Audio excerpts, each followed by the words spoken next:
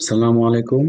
আজকে reading test Cambridge 16 এর আহ 2 নম্বর test আমরা করব। তো চলেন আমরা দেখি। এখানে একটা ট্রু ফলস নট গিভেন আছে। তো আমরা একটা ক্লিয়ার ধারণা নিব, প্র্যাকটিস করব যে কিভাবে আমরা বের করতে পারি ইজিলি যে কোনটা ট্রু, কোনটা ফলস, কোনটা নট গিভেন। তো আমি আমার ভিডিওতে দেখাইছিলাম যে আমাদের যে 5টা সূত্র আছে, সেই সূত্রগুলো অনুযায়ী আমরা খুব সহজেই সলভ করতে পারবো।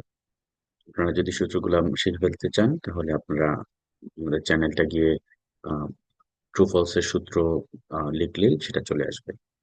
তো প্রথমে আহ, আমি আজকে সলভ করার সময় আস্তে আস্তে সূত্রগুলো বলবো। চলেন প্রথমে আমরা কোশ্চেন গুলো পড়ি। Do the following statements agree with the information given in reading passage 1। তিনটা প্যাসেজ থাকে, তার মধ্যে রিডিং প্যাসেজ 1টা আমরা আজকে সলভ করব। In boxes 1 to 8 on your answer sheet, write true, false, not given. True if the statement agrees with the information. False if the statement contradicts the information. Not given if there is no information on this. Okay, so let's have a look on the question. So আমরা এখানে যখন সূত্র পড়ছিলাম তখন সেখানে আমরা পড়েছিলাম যে আমরা প্রথমে কিওয়ার্ড গুলা নিব, মানে কোশ্চেন গুলো আগে পড়বো, তারপরে আমরা প্যাসেজে যাব। কোশ্চেন গুলা থেকে যদি আমরা হুবহু পাই 100%, তাহলে হচ্ছে ট্রু। যদি হুবহু তথ্যটা না থাকে, তথ্যটাকে বিকৃত করা থাকে, তাহলে হচ্ছে false.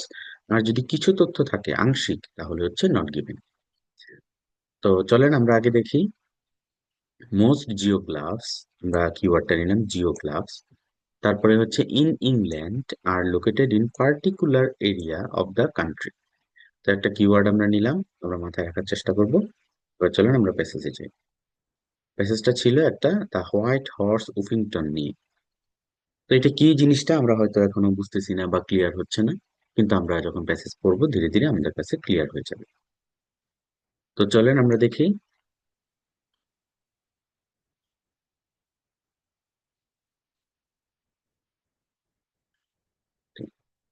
The cutting of huge figures or geographs into the earth of English hillside has taken places for more than 3000 years.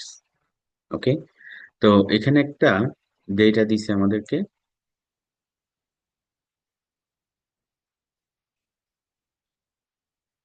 একটা ইনফরমেশন দিছে যে the cutting of huge figures. আমরা আমরা আমাদের ব্রেনে রাখবো যে যে কিওয়ার্ড গুলো আমরা নিয়েছিলাম মনে আছে, ইংল্যান্ড, জিওগ্রাফস, তারপরে হচ্ছে পার্টিকুলার কান্ট্রি, ঠিক আছে, পার্টিকুলার এরিয়া কান্ট্রি, তো ওই জিনিসগুলো আমরা খুঁজবো।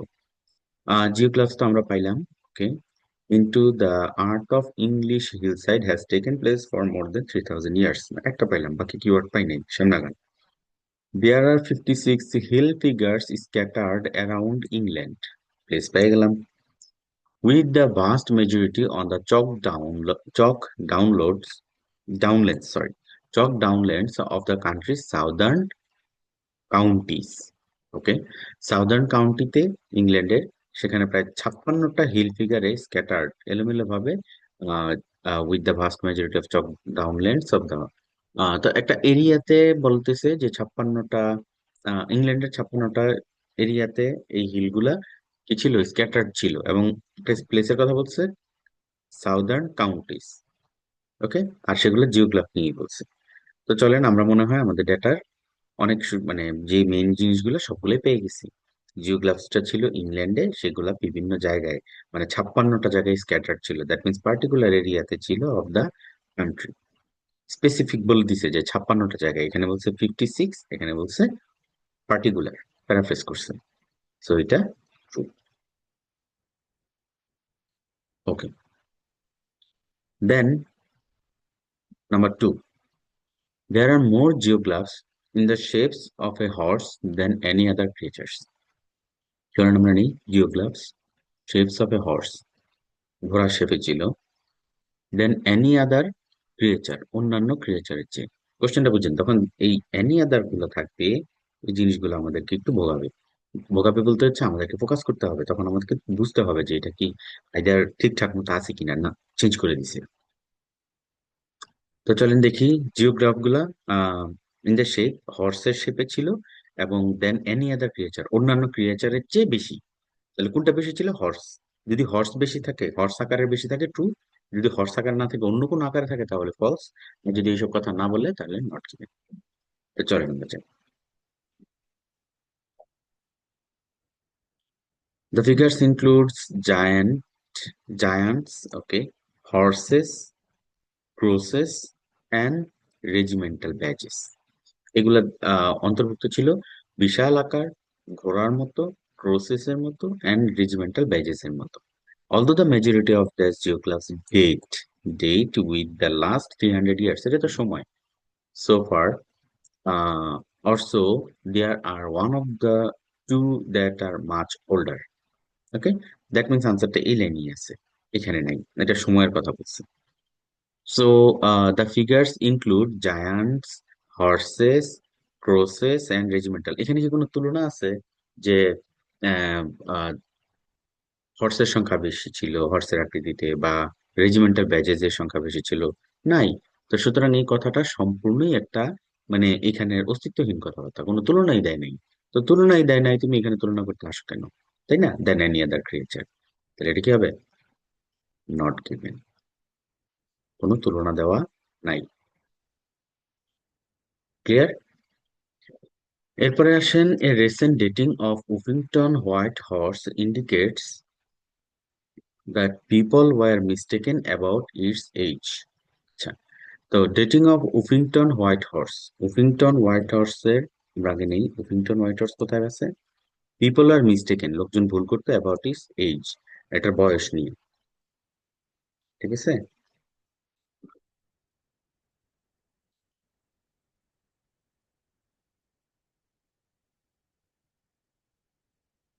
Okay, তো এখানে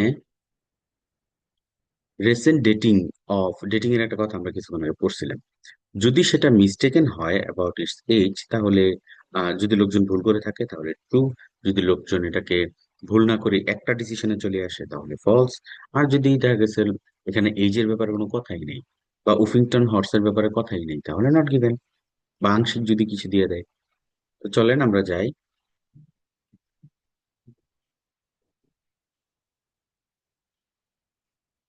The most famous, oh, এখানে আছে. Although the majority of the geoglyphs date within the last 300 years or so, there are one or two that are much older. এখানে বলছে 300 বছর আগের একটা ডেটিং পাওয়া যায়, ডেট পাওয়া যায়। আর সেখানে মাচ ওল্ডার, অনেক দুই একজন বলতেছে তার চেয়ে বেশি, সেটা হয়তো 500 700। The most famous of these figures is perhaps also the most mysterious, the Uffington White Horse. বুঝছেন? তাহলে কিওয়ার্ড পাইলাম। In Oxfordshire, the white horse has recently been redated. এটা তারিখটা আবার পুনরায় পাওয়া গেছে। Shown to be even older than its previously assigned ancient pre Roman iron age date. দেখেন, এখানে বলতেছে একবার 300 ইয়ার, আবার বলতেছে প্রি রোমান এজ। ওকে, আমি তারপরে ধরলাম ক্লিয়ার না, সামনে যান। More controversial is the date of enigmatic Long Man of Wilmington on Sussex. খেয়াল করেন, কন্ট্রোভার্সিয়াল, এই যে সুন্দর করে লিখে দিচ্ছে যে কন্ট্রোভার্সিয়াল ইজ দ্য ডেট, তাইছে? তাহলে কন্ট্রোভার্সি, ইয়েটা নিয়ে মানে কন্ট্রোভার্সি আছে, that means mistaken. Controversy synonym হচ্ছে মিস্টেকেন, ভুল করতেছে। It's age. Okay, recent dating of Uffington white horse indicates that people are mistaken. তাহলে পিপল কি মিস্টেক করতেছে না? অবশ্যই বলছে, কন্ট্রোভার্সি নিয়ে আছে। বারবার, একবার 300, একবার রোমান এজ, স্টেটমেন্ট মিলে গেছে। এখন যদি আপনি বলেন যে মিস্টেকেন কথাটা পাই নাই, হ্যাঁ, তো এরকম কথা যদি আপনি মিলাইতে যান তাহলে হবে না।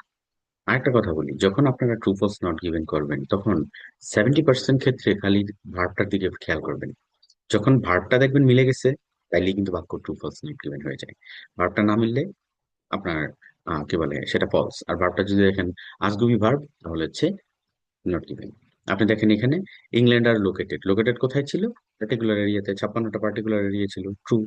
তারপরে আপনি দেখেন এখানে যে 2 নম্বরটারে geography in the shape of horse, হ্যাঁ, দেন এনি আদার ক্রিয়েচার, না, এটা ছিল আপনার একটা কম্পারেটিভ ডিগ্রি। তো ডিগ্রি যখন থাকবে তখন ম্যাক্সিমাম ক্ষেত্রে ফলস অথবা নট গিভেন হবে।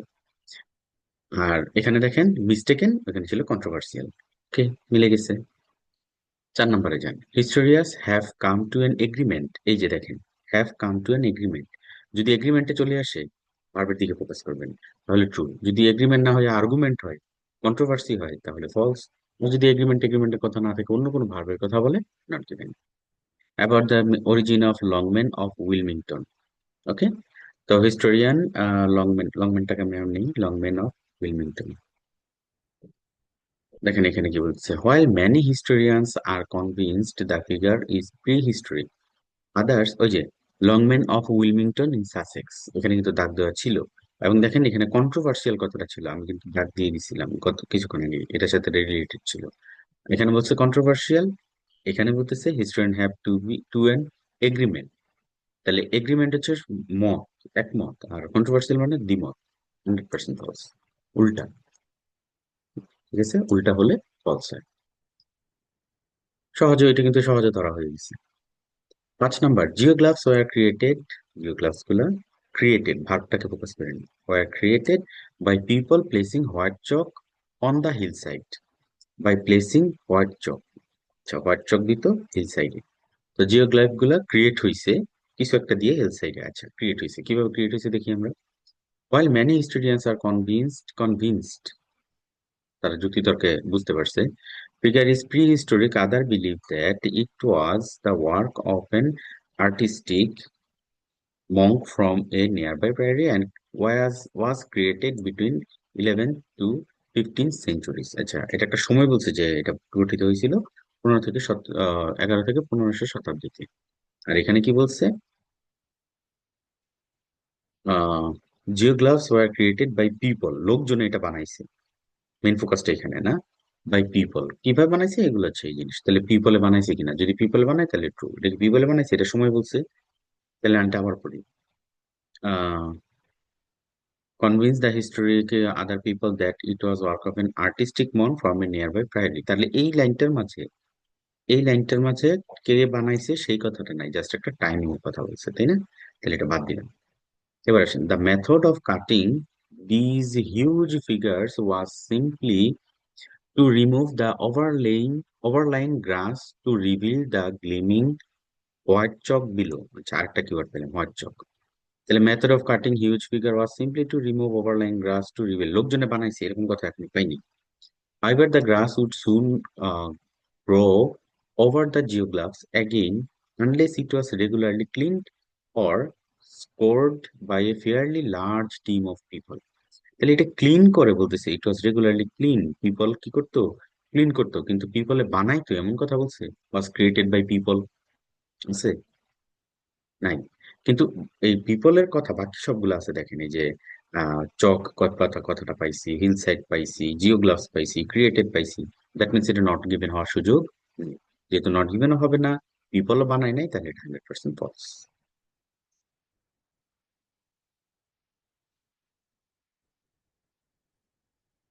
ওকে, 6 নম্বরে যান। Many geoglyphs in England are no longer visible. Focus করেন, যখন অ্যামিজার থাকবে তখন দেখবেন যে এটা তো আর নিজে কোনো অর্থ দেয় না, ওরকম বোঝার মতো, তখন পরের জিনিসটাতে ফোকাস করবে। ম্যানি জিওগ্রাফ ইন ইংল্যান্ড, ইংল্যান্ডের অনেক জিওগ্রাফ বলতেছে যে এটা এখন আর দেখা যায় না। ঠিক আছে, চলেন, এটা এখন আর কি দেখা যায় না এরকম কিছু। One reason that the vast majority of hill figures have disappeared, দেখছেন, ডিসঅ্যাপিয়ার্ড মানে কি, দেখা যায় না। Is that when the traditions associated with the figures faded, people no longer bothered or remembered to clear away the grass to expose the chalk outline. ওকে, তাহলে এটা বুঝে যাচ্ছে এটা ডিসঅ্যাপিয়ার হয়ে গেছে দিন দিন। তাহলে এটা হবে ট্রু, সিম্পল। কয়েকটা থাকে না এরকম ডস দেয়, খুবই ইজি, কিন্তু আমরা এটা নিয়ে বেশি চিন্তা করে ফেলি। তারপরে যান 7 নম্বর, the shape of some geoglyphs has been altered. ঠিক আছে, অল্টার্ড, এই যে ভার্বটাতে ফোকাস করেন, অল্টার্ড, শেপ অফ জিওগ্লাভস সময়ের সাথে সাথে অল্টার্ড, পরিবর্তন হয়েছে। আসলে কি পরিবর্তন হয়েছে, চলেন দেখি পরিবর্তন হয়েছে কিনা। Furthermore, over hundreds of years, the outline would sometimes change due to a যে আউটলাইন, মানে আউটলাইন কি, এটা একটা শেপের মানে শেপের synonym. Change due to the people not always hitting the exact the same place, thus creating a different shape. খেয়াল করছেন? Shape to the original geograph. That means দেখেন আমার মেইন কিওয়ার্ড গুলা shape, change, geograph পাওয়া গেছে। That means এই যে change হইছে এটা কি? চেঞ্জের দেখেন তো চেঞ্জ মানে পরিবর্তন। অল্টার মানে কি? পরিবর্তন। সুতরাং ট্রু আসলে এটা চেঞ্জ হইছে। ওকে? তারপরে আসেন ৮ নাম্বার। The fame of the Uffington white horse is due to its size. Uffington white হর্সটাকে খুঁজবো আর দেখবো এটার পরিবর্তন বা এটার যে উফিংটনের যে খ্যাতিটা সেটা কি সাইজের কারণে হয়েছে কিনা। ঠিক আছে? তো চলেন ফেম বের করি। The fact that any ancient hill figure survive at all England today is testament to the strength and continuity of local customs and beliefs, which in one case at least must stretch back over millennia. না, এটুকু তো কোনো information পাইনি। ওকে, আর একটু সামনে যাই। The Uffington white horse পাইছি, এবার এটার খ্যাতি আছে কিনা। Is a unique stylish representation of a horse consisting of a long, sleek back, hind disjointed legs, a streaming tail, and a bird-like beak head. ওকে, তাহলে এখানে দেখি আমরা কোন কোন কিওয়ার্ড গুলো এখানে আমার সাথে মিলতেছে। তো the fame of the Uffington white horse is due to its size বলছে। এখন যদি সাইজটা বিগ হয়, সাইজটা যদি স্মল হয়, হ্যাঁ, এরকম যদি কিছু বলে তাইলে একটা কথা, কিন্তু সাইজ নিয়ে এখানে কোনো কথাই নেই। দেখেন এটা একটা বৈশিষ্ট্য বলছে যে এটাতে এটা ঘোড়াটা হচ্ছে ইউনিক স্টাইলিশ, তারপরে হচ্ছে স্লং লং স্লিক ব্যাক একটা ঘোড়ার বর্ণনা দিছে, বাট এটার সাইজটা কই। যদি এই বর্ণনার ভিতরে থাকতো যে বড় বা লম্বা, দেখেন সে কিন্তু লম্বা খাটো এগুলো কিছু বলে নাই, বাকি সবকিছুই বলছে। আর একটা বেজার বিষয় হলো দেখেন এই লংটা দেখে অনেকে ভাবে এই যে ভাইয়া বড়, না এটা বলছে এ horse consisting of a long slick back. এটা পুরোটা একটা ফ্রেজ, এই পুরোটা একটা ফ্রেজ। এই লং দেখে আবার ভাইবেন না এই যে long size is a long. আরে ভাই খেয়াল করেন উফিংটন হোয়াইট হর্সটা কেমন সেটা বলে নাই। হোয়াইট সকের ব্ল্যাক তিন স্লিক ব্যাকটা পিছনের অংশটা ছিল লম্বা, কিন্তু পুরাটা দেখতে কেমন এটা বলে নাই। এই ধোকায় পড়েন না, এটা হচ্ছে পুরাটা একটা ফ্রেজ। আর আপনাকে বলছে হোয়াইট হর্সটা কেমন। এই হোয়াইট হর্সটা হচ্ছে এই পুরাটুকু মিলাইয়া একটা বৈশিষ্ট্য, ধরেন পুরাটা মিলায়। সুতরাং আমার তেমন কোনো ইনফরমেশন এটার মধ্যে নাই। উইংটন হোয়াইট হাউসের সাইজ নিয়ে কোনো কথা নাই, সুতরাং নট গিভেন। ওকে, এই হচ্ছে আমাদের ট্রু ফলস করার সবচেয়ে পারফেক্ট নিয়ম। যখন মনে রাখবেন, যখন প্যাসেজে ট্রু ফলস নট গিভেন আসবে, শূন্যস্থান আসবে, একটু বেশি সময় দিয়ে হলেও এটা সলভ করেন। কারণ এখানে যদি আপনি 8টা থেকে 8টাই করতে পারেন, আপনার তো 40টা করার দরকার নেই। আপনি 30টা বা 35টা টার্গেট নেন, সেগুলো খুব ভালো করে করেন। 40টা করতে গিয়ে পরে সহজগুলো ভুল করলেন, তখন অ্যাকচুয়াল মার্কটা পাবেন না। ঠিক আছে? তো আমি আহ আর রিভিউ করলাম না, কারণ এটা খুবই সহজ ছিল। সহজ ছিল বলতে আসলে আমরা যদি দেখার মতো দেখি তাহলে সহজ, নইলে আসলে দেখবেন আপনি যেটাকে নট গিভেন ভাবতেছেন এটা ট্রু, আপনি যেটাকে ট্রু ভাবতেছেন এটা ফলস। ওকে, সুতরাং আপনাকে একটু মানে থিঙ্ক করতে হবে। আর সবগুলা কঠিন থাকে না, হয়তো 8টার মধ্যে 2টা একটু মানে পেঁচায় কথা লিখছে, বাকি 6টাই আপনার খুব ইজি থাকে।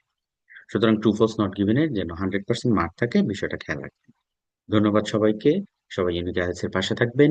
আর আমরা এখন প্র্যাকটিসের ভিডিওগুলো দিব। প্র্যাকটিসের ভিডিওগুলো আপনারা একটু ধৈর্য ধরে যদি শোনেন তাহলে টেকনিকগুলো দেখতে দেখতে একসময় আপনারা অভ্যস্ত হয়ে যাবেন।